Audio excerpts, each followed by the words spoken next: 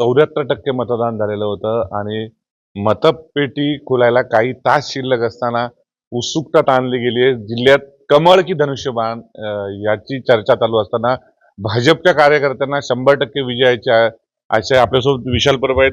काय वाटतं मतपेटी ओपन व्हायला काही तास शिल्लक आहे आणि गुलाल आणून ठेवल्याची चर्चा आहे. नेमका किती किलो गुलाल आणलेला आहे? नमस्कार.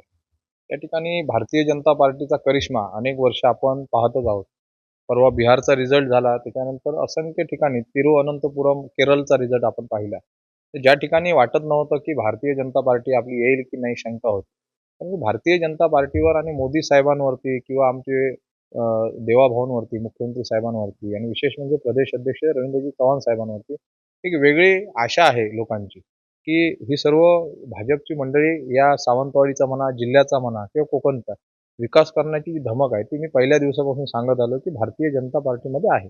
आम्हाला खात्री आहे की भारतीय जनता पार्टीचे बहुसंख्य नगरसेवक, नगराध्यक्ष या आपल्या कोकणमध्ये नक्की निवडून येतील आणि विशेष म्हणजे आम्ही गुलाल तर आणून ठेवलेलाच आहे. गुलाल आणण्याबरोबर आम्ही विकासरथ ह्या गोष्टीवर पहिल्यापासून बोलतोय, विकास आणि डेव्हलपमेंटवर बोलतोय.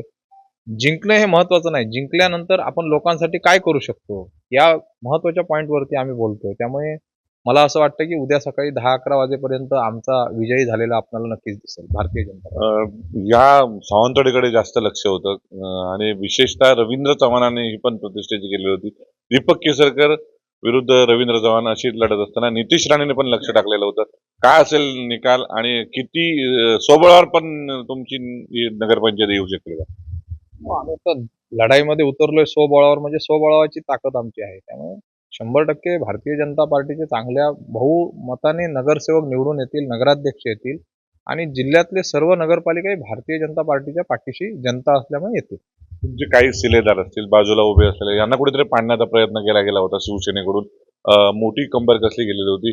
तुम्ही पण संजू परबांच्या पराभवासाठी कंबर कसलेली होती. कसं बघता चित्र? कारण जिल्हा प्रमुख संजू परब आहेत, त्याने पण प्रतिष्ठेची लढाई केलेली आहे. कसं बघता निकालाकडे? असं काय नाही आहे, ते आमचे चांगले मित्र आहेत. उद्या ते रिझल्टातनं आपण पाहू, एवढंच सांगतो. पण तू गुलाल आणलाय, किती किलो गुलाल आणलाय आणि आता जय्यत तयारी झाली आहे का? विजयरथ तयार आहे का? हे बघा, मला त्या गुलाल आणि विजय रथामध्ये काही इंटरेस्ट नाही. आमची लोक निवडून येणार. दुसऱ्या दिवशी आपण सावंतवाडीचा एक वेगळा चेहरा किंवा सावंतवाडी कशी आपण दुबईच्या, हैदराबादच्या अशा स्पर्धेमध्ये कशी उतरायची ह्याची मला आतुरता आहे. मला ते जिंकण्यामागे, जिंकणार तर आपण पाटेकर, उपरलकर ते आम्हाला आशीर्वाद आहे आणि जनतेचा आहे. पण आम्हाला विकासाचा रथ आहे ना, तो पुढे न्यायचा आहे. विजयी रथ तर आपण कायमच घेऊन जात आहोत. कार्यालयात मोठी गर्दी पाहायला मिळते. विशेष सूचना दिल्यात का आणि विशेष अशी रणनीती आखली का उद्या विजय रथासाठी, विजय मिरवणुकीसाठी? नाही, आपले ग्रामीण भागातनं मला असं वाटतंय असंख्य कार्यकर्ते, भारतीय जनता पार्टीवर प्रेम करणारी मंडळी मला वाटतं हजारोंच्या संख्येने उद्या उपस्थिती दाखवतील. कारण भारतीय जनता पार्टी ही देशात, जगात, राज्यात आणि विशेष म्हणजे तळ कोकणामध्ये एक नंबरवरती उद्या ठरणार आहे आणि उद्या नक्कीच आपणाला तो विजयाचा गुलाल दिसेल. 25 वर्ष दीपक केसरकरांना, सावंतवाडीकरांना साथ दिलेली होती. शेवटच्या क्षणाला भावनिक हाक दिलेली होती की 25 वर्षात साथ दिलीत, आता भाजपला पुन्हा एकदा साथ देण्याचा प्रयत्न करा.